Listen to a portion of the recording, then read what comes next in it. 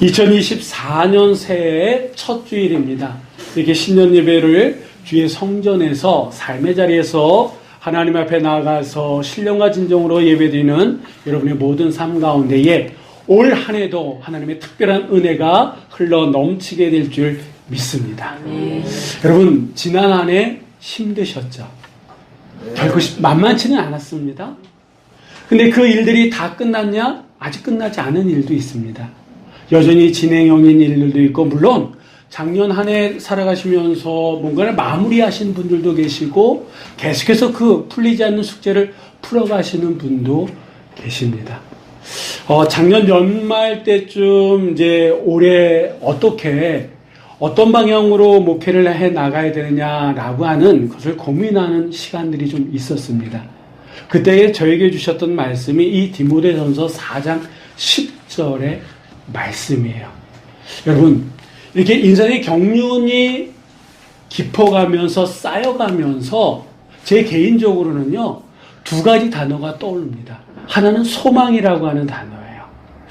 만약에 우리에게 소망이 없다 그러면 우리가 하루하루를 견뎌낼 수 있을까? 없을 것 같아요. 저마다 소망을 가지고 있습니다. 그 소망은 큰 소망이 될 수 있고, 작은 소망이 될 수 있고, 개인적인 소망이 될 수도 있고, 정말 국가적으로 또한 어떻게 신앙적인 소망이 될 수도 있습니다. 내가 힘들고 어려울 때 어떻게 보면 나를 끌어주는 게 그 소망이다라고 하는 거예요. 만약에 그 소망이 없다 그러면 어떻게 될까? 근데 이 소망은 우리에게 아주 중요하면서도 한 가지 우리가 정말 무시할 수 없는 것은 이 소망이 우리의 삶의 현실이 되기 위해서는 때로는 긴 시간이 필요하다라고 하는 거예요. 내가 소망하고 바랬다라고 하는 게 당장 현실이 되어지는 것도 있지만 대부분의 경우가 시간을 요하면서 어떤 우여곡절이라고 하는 게 있다라고 하는 거예요. 어떤 분들은 그러는 가운데에 넘어지고 쓰러지고 포기하는 분들이 계신 반면에 그 순간순간을 이겨내서 결국 내가 소망하는 그 자리에 내가 소망하는 일들을 이루어 가시는 분들이 계십니다. 그러면 어떤 분들이 자신이 원하는 그 소망을 현실에 이루어가느냐? 인내하는 사람들이다라고 하는 거예요. 인내. 그래서 저는 그 작년 그 올해에 대한 생각을 하면서 소망이라고 하는 단어와 인내. 근데 우리의 삶이 힘들면 힘들수록 여러분, 이 소망이라고 하는 거, 그거와 함께 인내하는 자가 삶의 주인공이 될 수 있다라고 하는 것을 주변에 일어나는 일들을 보면 우리가 알 수 있다라고 하는 거야. 여러분, 많은 사람들이 큰 교회가 좋은 교회다라고 생각하는 경향이 있습니까? 없습니까? 있어요. 그렇다 보면 그게 정말 맞는 말이라 그러면 우리처럼 이 작은 교회는 참 초라해요. 그렇지 않습니까? 왜냐하면 어떤 교회의 사이즈, 그 성도들의 숫자가 건강한 교회의 지표라 그러면 작은 교회들은 상대적으로 그렇지 못한 거니까. 근데 이 말은 결코 옳은 말은 아닙니다. 그렇다고 무조건 틀린 말이다라고 얘기할 수도 없어요. 마치 이 말이 옳다라고 하는 것은 큰 사람들, 몸무게 많이 나가는 사람들이 다 건강한 사람들이다라고 얘기할 수도 있는 거니까. 여러분, 우리 안에 소망이 있고 그 소망을 따라 인내할 수 있다 그러면 그 모습이 바로 저는 건강한 교회, 건강한 사람이라고 저는 생각합니다. 그래서 올 한 해 우리가 어떤 방향으로 나아가야 되느냐, 그 고민하고 있는 우리들에게 주신 말씀이 저는 디모데전서 4장 10절의 말씀이라고 봅니다.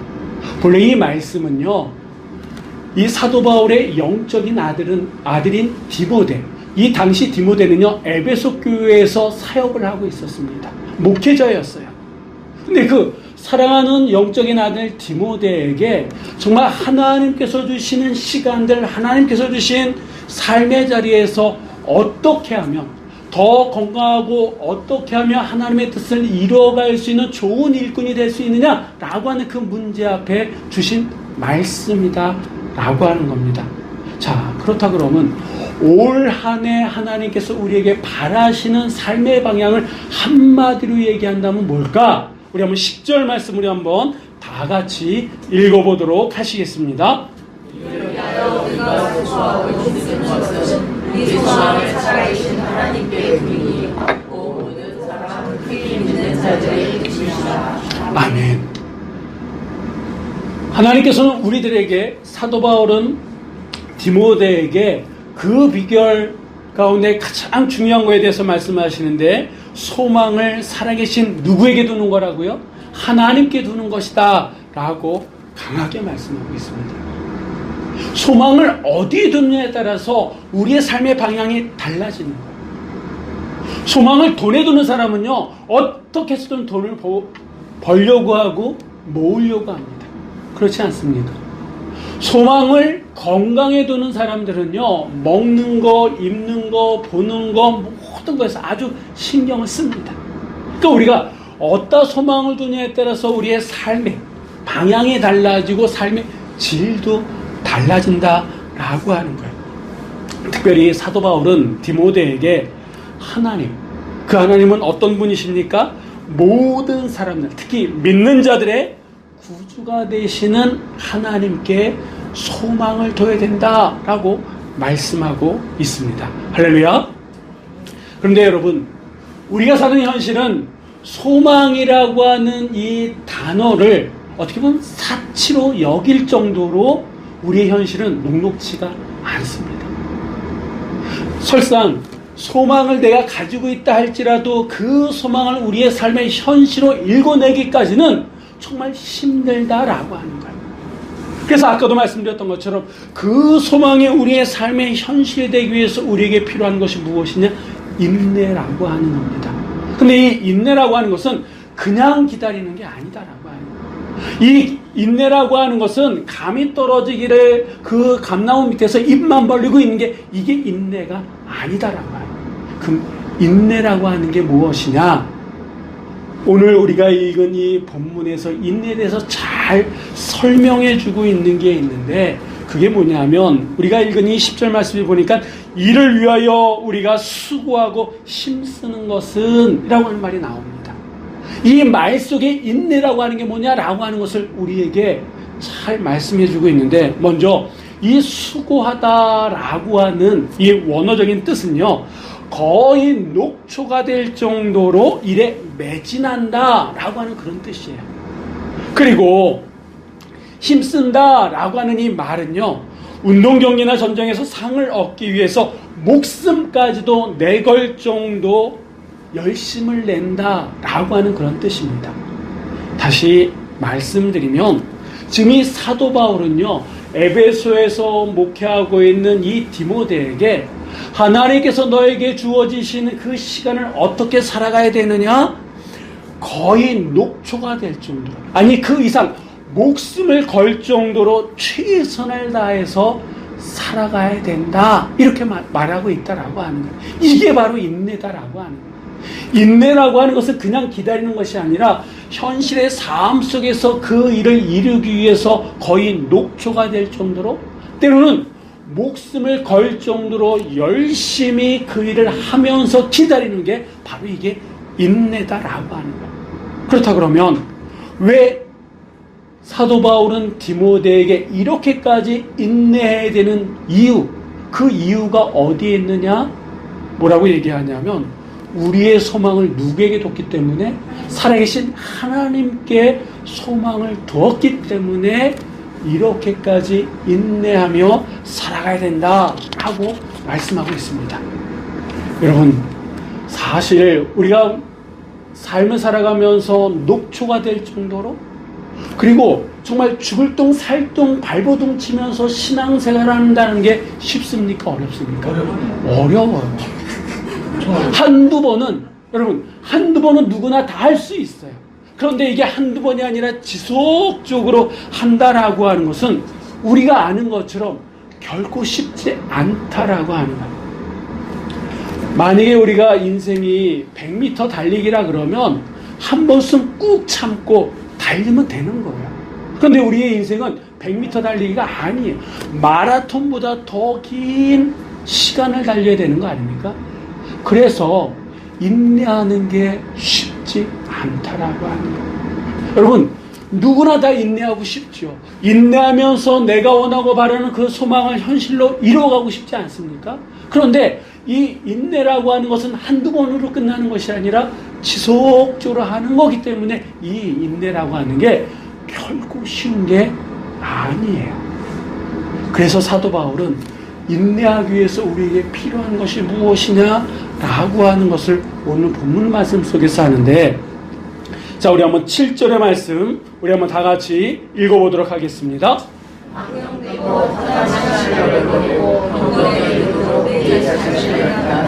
아멘. 우리가 인내하기 위해서는 두 가지 모습이 있어야 됩니다. 하나는 버려야 되는 훈련이고 하나는 취해야 되는 훈련인데, 버려야 될 것이 무엇이냐? 망령되고 허탄한 신화라고 하는 겁니다. 이 망령되다라고 하는 뜻은 무슨 원어적인 뜻은 밟히다라고 하는 그런 뜻이에요. 여러분, 맛을 잃은 소금은 어떻게 해야 됩니까? 버려져야 돼요. 버려지게 되면 사람이 밟고 돌아다니지 않습니까? 이게 망령된 거예요.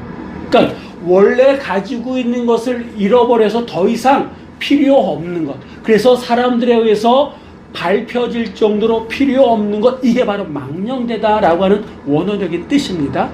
그리고 허탄한 신화라고 하는 이 말은 어떤 말이냐면, 할머니가 손자나 손주들을 재우기 위해서 토닥토닥 하면서 옛날 얘기를 들려주는데 그 옛날 얘기가 허황된 얘기, 이게 바로 허탄한 신화라고 하는 그런 뜻이에요.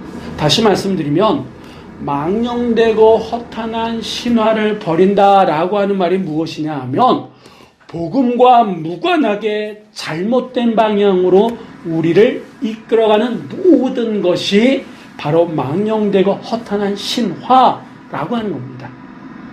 여러분, 사람들은 늘 건강에 관심이 있습니까? 없습니까? 있어요. 있으시죠.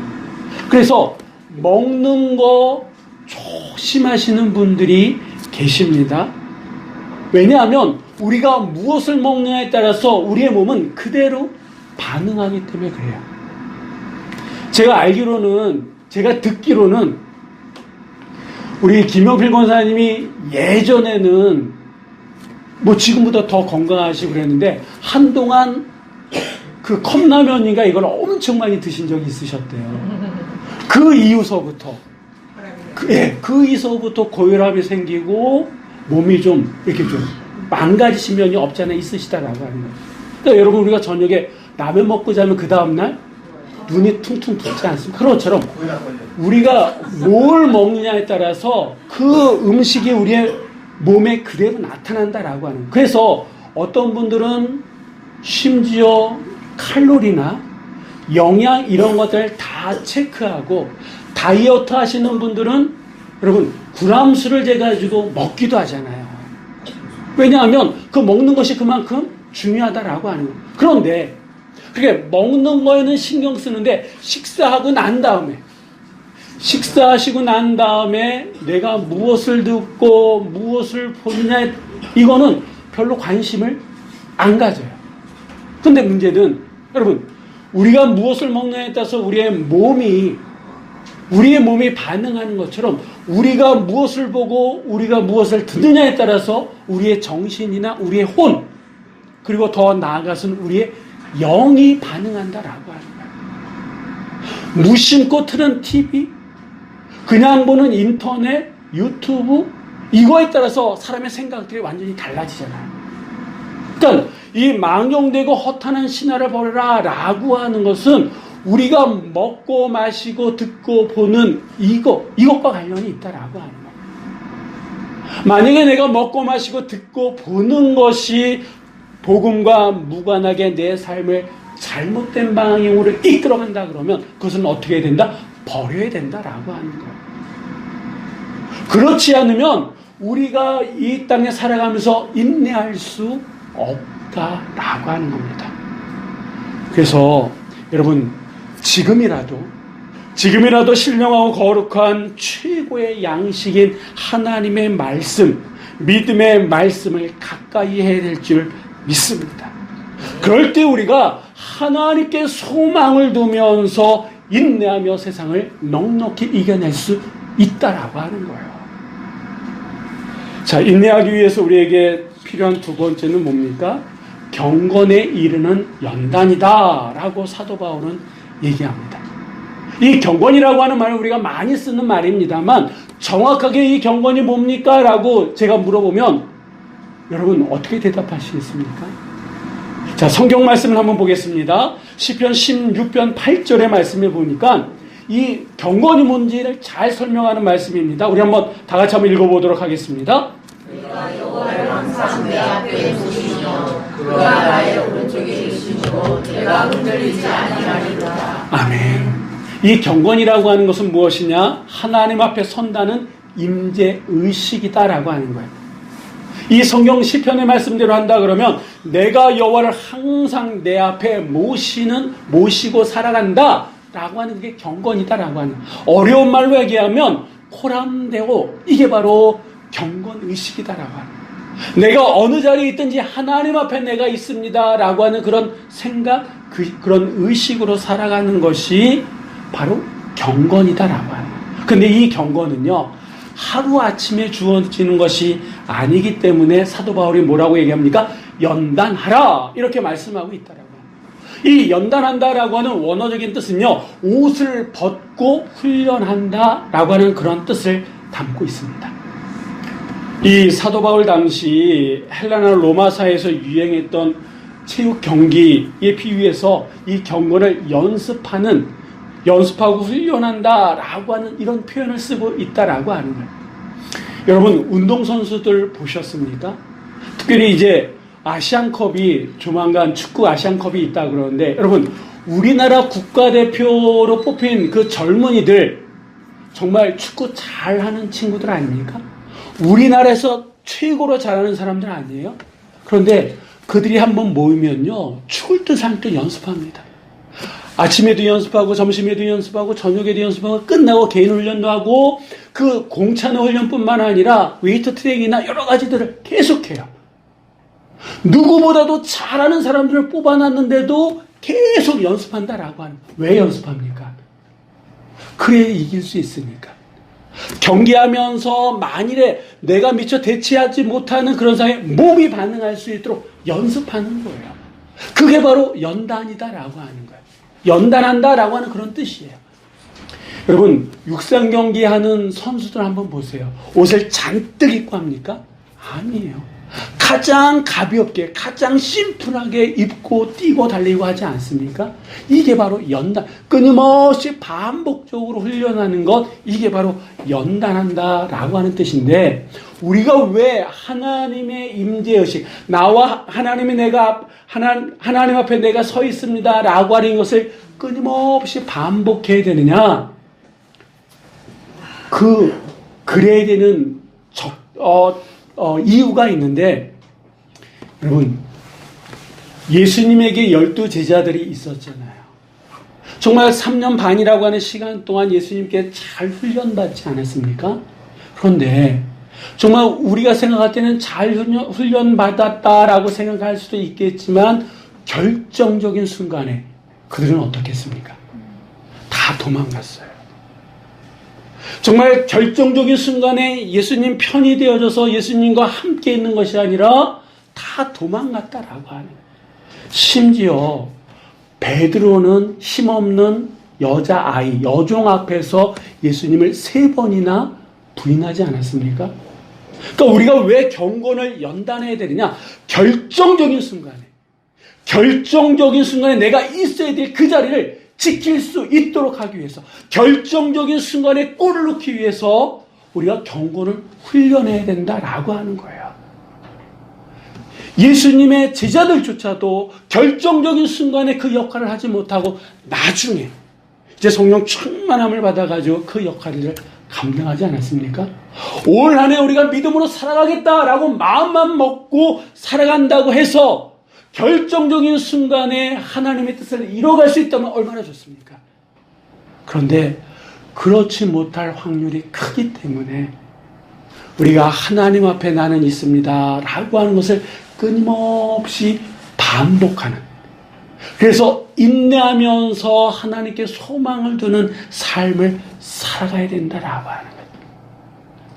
하나님, 모든 믿는 자들의 구주가 되시는 그 하나님께 내가 소망을 둔다, 그분과 함께 있다 그러면 때로 힘들고 어려운 현실이 우리의 삶 속에 있을 수 있습니다. 한 번의 고비, 두 번의 고비, 세 번의 고비가 있을 수 있어요. 그런데 내 소망을 하나님께 두고 내가 인내하며 나간다 그러면 우리는 반드시 그 고비를 넘게 될 줄 믿습니다. 여러분, 지난 한 해도 힘드셨잖아요. 근데 우리가 그 순간순간을 이겨냈잖아요. 하나님의 은혜인 줄 믿습니다. 그 하나님의 우리의 산성이 되시고 반석이 되시기 때문에 우리는 이겨낼 수 있게 될 줄 믿습니다.